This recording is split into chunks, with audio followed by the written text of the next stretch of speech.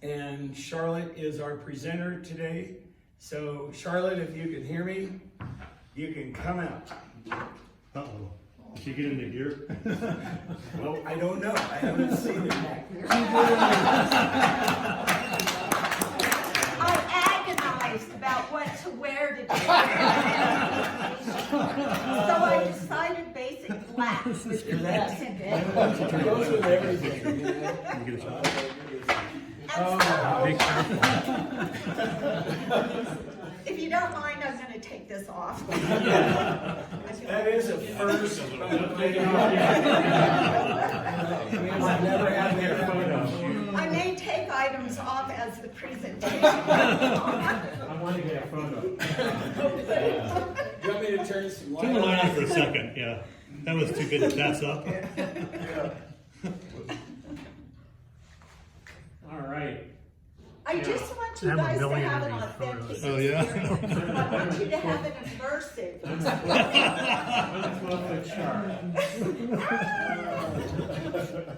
Oh.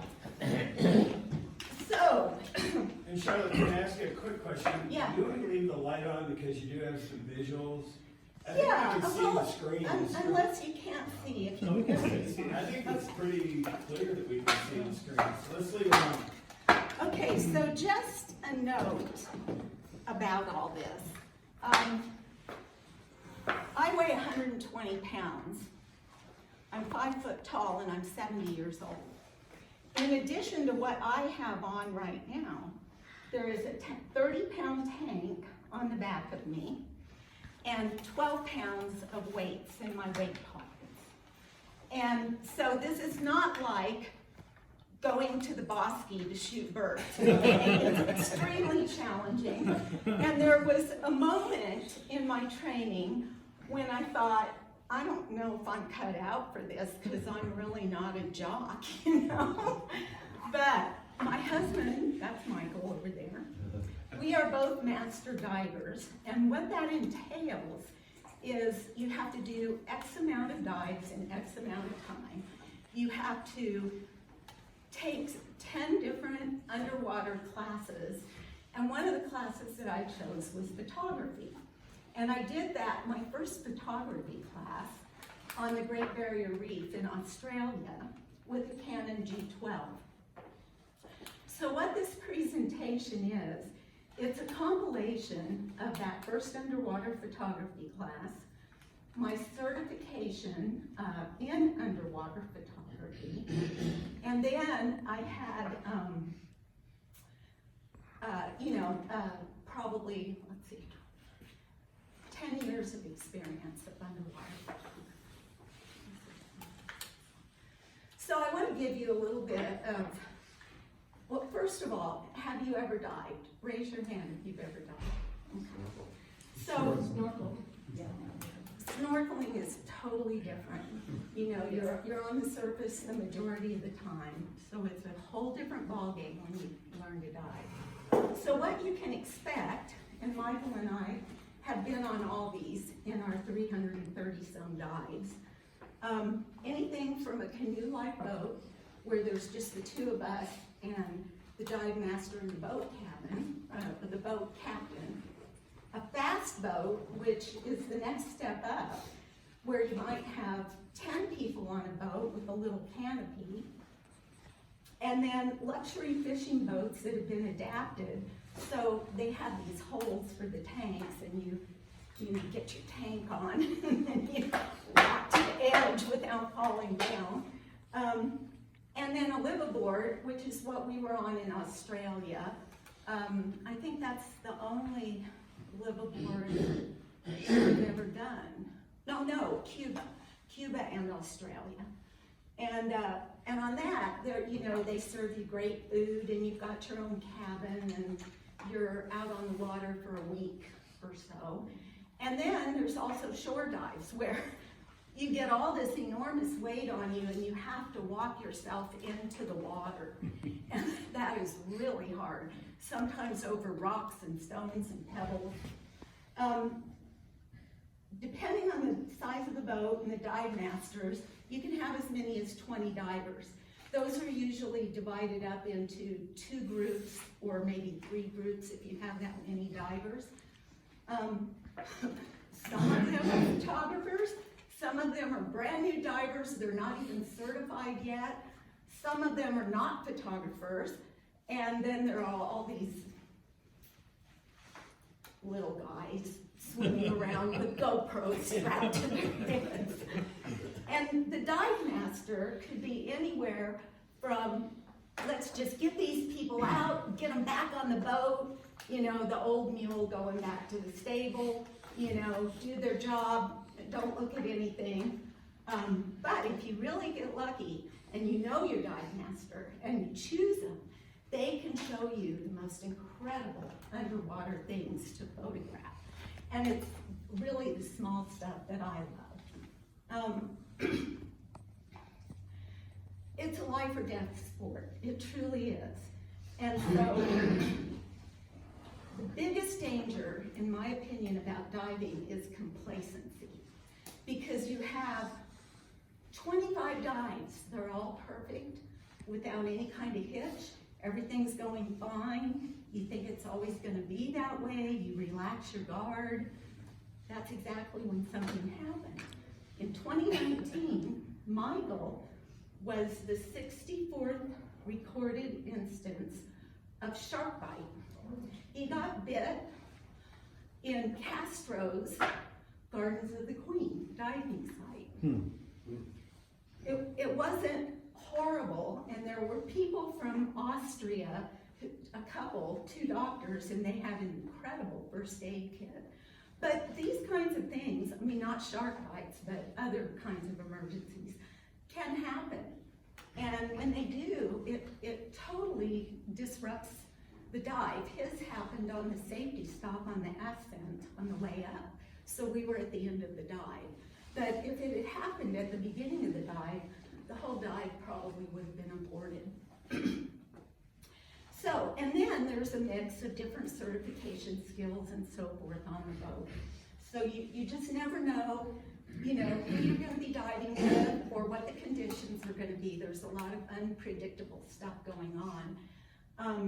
And that's why you always have to be prepared. You always have to be alert. Oh, and I want to pass these things out. This was a certification book for underwater diving in Australia. And this I just got yesterday, my most recent alert diver magazine. Next slide. So I've said this before, but there are basically 2 rules. Stay alive. So if you want to do this, I really urge that you get training. If you do it locally, it can take 6 to 8 weeks. You'll certify out at Blue Hole and with 10,000 Boy Scouts from the 4-state area.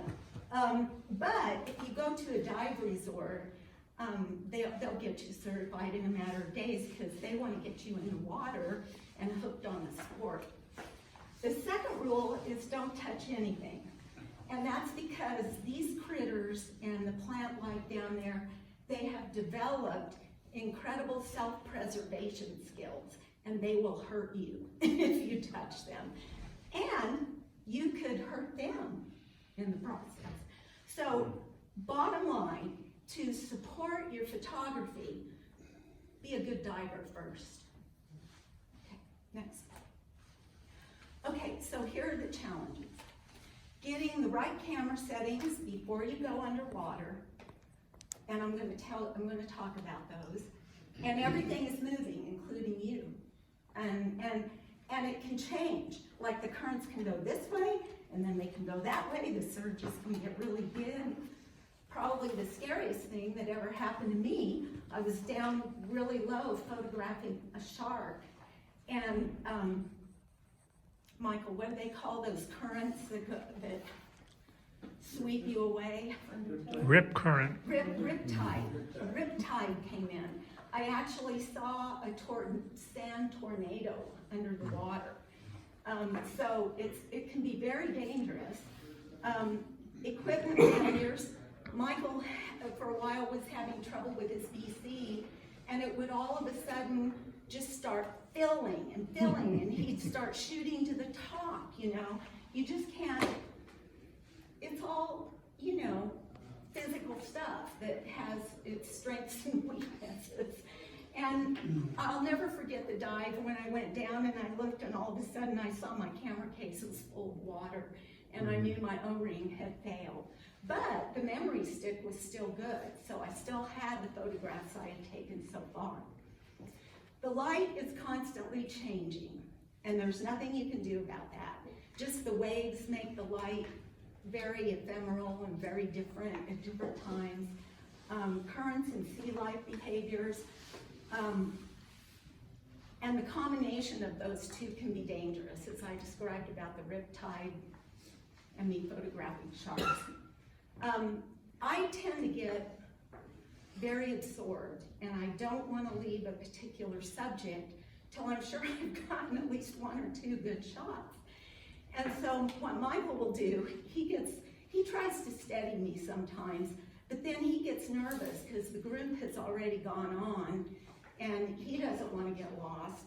And so he kind of goes halfway between me and the group so that I can at least see his bubbles if I can't see the group's bubbles anymore. And then other divers. If you think photobombing is bad on land, it's even worse underwater because everybody is interested in the same subject, and there, you know, some of these things are, you know, like that big, and so it can get very competitive. And I don't mean this to be a racial slur or anything, but I just have to say it. I was photographing a turtle. I can't even remember where I was, but a Japanese guy came and literally yanked me away from the turtle so that he could take a picture. You know, so it can be, that can be totally unnerving. Okay, next slide. Okay, so here's the equipment.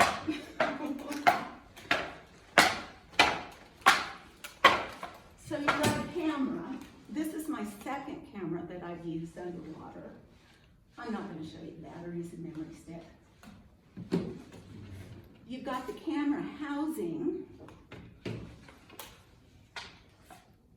and the tether, which you don't ever want to jump in the water with your camera attached to you. So I have them handed to me, and on my descent, I always clip it into place.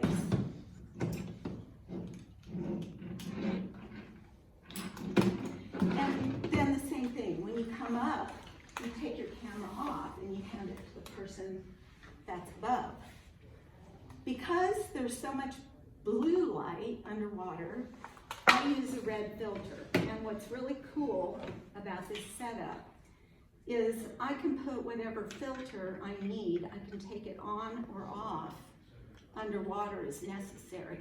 Because when you get to shallower depths, it'll turn everything pink, you know, so you have to be able to get to the filter. The next thing, the steadying stick and small tripod. I don't have a tripod. I didn't bring my steadying stick, but the reality is that in a lot of these marine parks, they won't let you use that stuff anyway because you're not supposed to touch anything. They won't even let you wear gloves because they're afraid you'll start handling too much stuff. Okay, then O-rings. This is why I drowned my first camera. I think the O-ring went bad and I didn't know it. And then you've got to, every time there's an O-ring in here too, and every time you take the camera or the light apart, you have to clean that O-ring and clean the crevice that it sits in, because a spot of anything, sand or a small hair or anything, will ruin the seal on the O-ring and destroy your equipment. That's why on my second camera, I bought a camera that even if this case fails on me, this camera is good to at least 100 feet down on its own. Okay? Oh, and battery chargers. Is there any optical degradation in putting your camera in the case?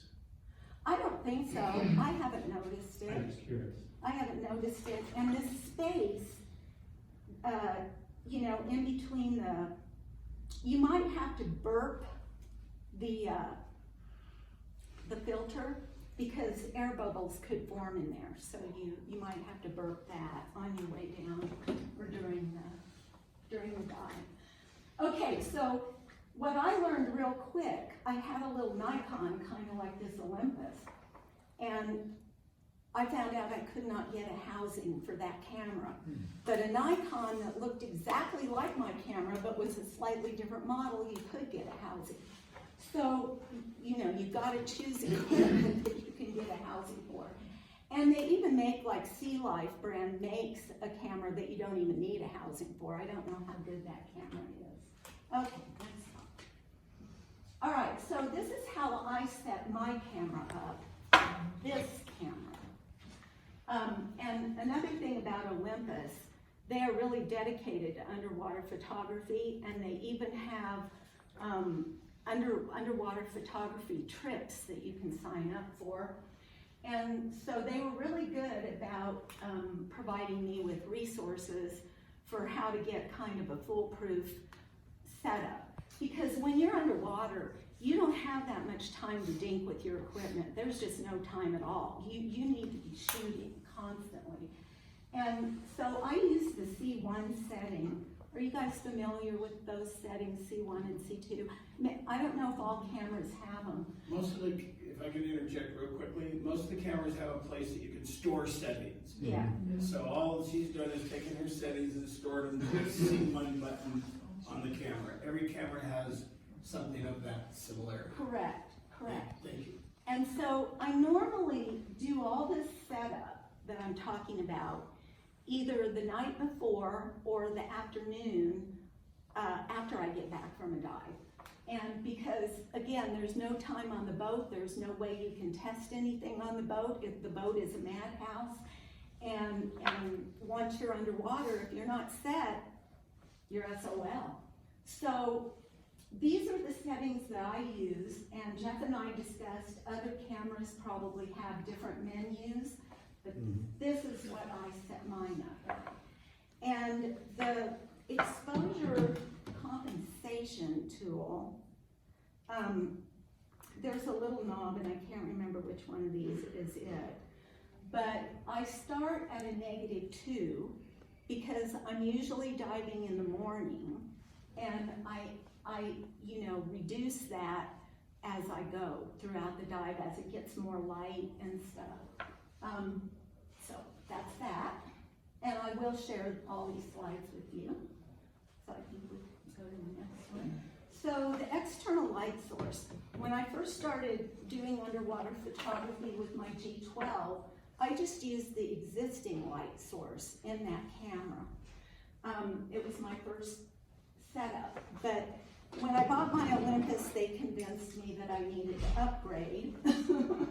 And so I just use a single strobe.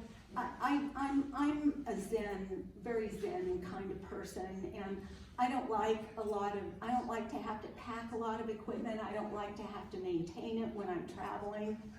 And so I just do the most simple thing, but I am considering a second strobe. So there is a synchronization that has to happen between the camera and the strobe. And sometimes that can get me kind of panic stricken, because if it's not working and I can't figure out why, you know, and I've got to get it all set up before I go. But anyway, these are some more parameters for how to use the strobe. And like I said before, I start the dive with the red filter. Oh, and for every 10 feet of descent, you lose those colors till, you know, you get to beyond 50 feet and everything is kind of a bluish gray until the flash lights it up. And then you can get really very festive colors with the flash. And we always go deepest on the first dive, and then the second dive is more shallow. So, number one, get as close to your subject as you can. And of course, fish are always swimming away from you, never toward you. And the minute you raise your camera up, it's like, oh, you know, they're off, they're doing something else. But angle the shot upwards a little bit, or try to shoot straight on. Keep the sun behind you. And the strobes angled down or across. And this one is really, I have to always remember the next one. Try to keep the strobes the same distance from the housing. So this,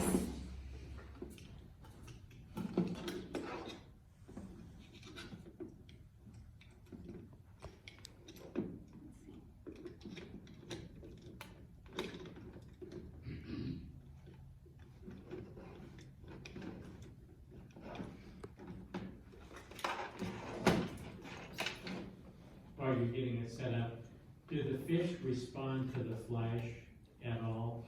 not really, not a whole lot. So anyway, basically this can come out. And so, you know, you want to keep your light,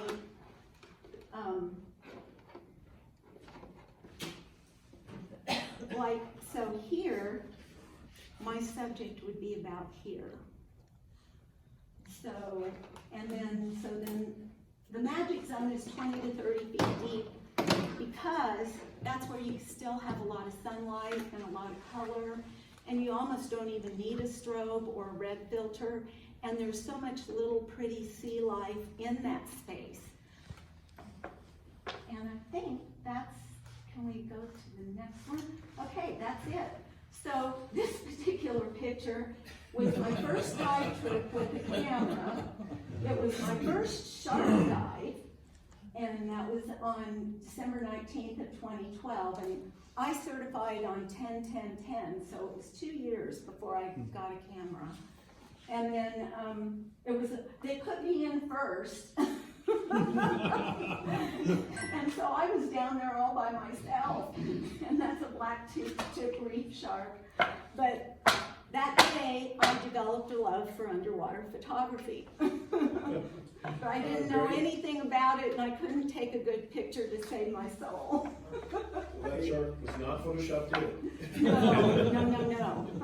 I have to say, that's a first. I have not seen an underwater selfie. I don't know. It's new to me. Well, I was very nervous, because the rest of the people were up on the boat getting suited up, and the dive master had told us, these sharks are very habituated. It was the picture that I took of the guy feeding the sharks in chainmail. He was wearing chainmail. And he said, so don't get scared. I'm going to put you in first, but don't get scared. They're used to it. When they hear the motors, they know they're going to get fed. Yeah. So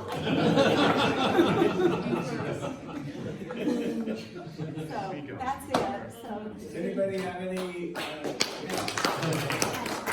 Great job, Charlotte, I do have one question. Yeah. When I was shooting in Seattle, a few people I shot with were full-time professional underwater photographers, and they all shot Nikonas.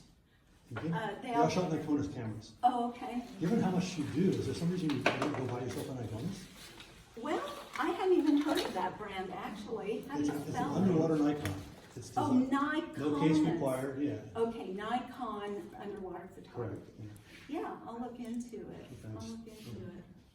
When you talk about the dangers of underwater diving, I had a friend who died diving in islands. So it is a serious. Yeah, and we're both covered with Dan Insurance, and that, they'll airlift us to anywhere in the world or the closest hyperbaric chamber or whatever. But I really don't mean to. Complacency is your worst enemy, because you just think every dive is going to be beautiful and easy and fun, and and then something happens, and in order to get certified as master divers, and that is different than dive master. Dive master is a different certification, but master diver, I think, is one of the highest levels you can get before you get to dive master. But you know, we had to do a search and rescue class to get certified. And, you know, the guy that was teaching us, you know, had been diving, he had been a naval pilot, and he had dived, you know, almost all his life. And, you know, he showed me how quickly a big guy could drown me, even using all the techniques I was taught about saving another person. And so. Your comment about complacency is really appropriate because it's a huge problem for people who rock climb all the time. Yes. I'm reading a book about a wing pilot, and complacency is one of the hazards in terms of flying jets. Yeah, yeah. Driving a car is. Yep. Well, and another thing too that I've started doing, and I probably shouldn't, but it kind of, I don't know, it kind of helps me get prepared. I kind of look around the boat. I've already figured out who's an experienced diver, who's not. And I'm thinking, which one of these people would rip the regulator right out of my mouth and drown me in the process of saving themselves? I really do. I think about that. Right. Yeah. And you do not need to look at this group's faces. Okay, so thank you for that. You don't want to die with My ears. I Any other questions? Any other questions your next trip? Right now, we dived quite a bit last year, but this year we're just doing one dive trip to Grand Cayman in October. Yeah, we have a timeshare there and on the east end, and we really like the diving there, like the dive operation. Great. That's a great presentation. Thank you.